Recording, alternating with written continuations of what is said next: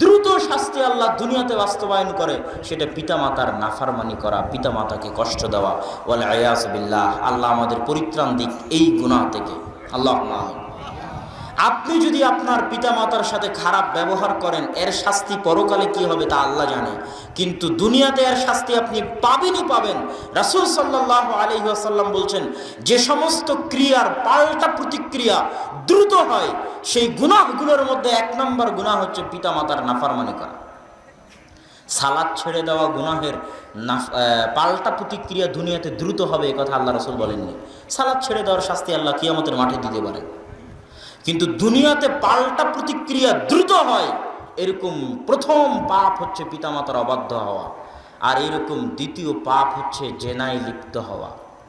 অবৈধ সম্পর্কে যদি কেউ লিপ্ত হয়, তাহলে এর শাস্তি এত দ্রুত হয় যে প্রত্যেক যাদের অবৈধ সম্পর্ক আছে তারা নিজ নিজ ইতিহাস, অতীত, বর্তমান, ভবিষ্যৎ অবস্থা যাচাই করে দেখুক, দুনিয়াতে এমন কেউ নাই যে অবৈধ সম্পর্কে লিপ্ত হয়ে সাথে সাথে শাস্তি পায়নি।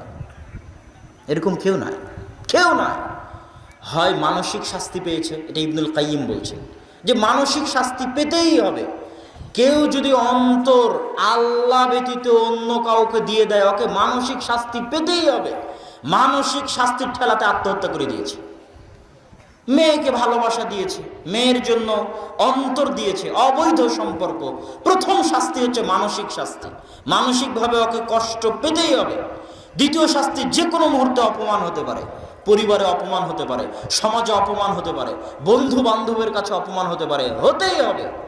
তৃতীয় দ্রুত শাস্তি হচ্ছে দারিদ্রতা। অবৈধ সম্পর্কে যারা লিপ্ত হয় তারা দ্রুত দারিদ্রতার শিকার হয়ে যায়, ধন সম্পদ তাদের কাছ থেকে হারিয়ে যায়।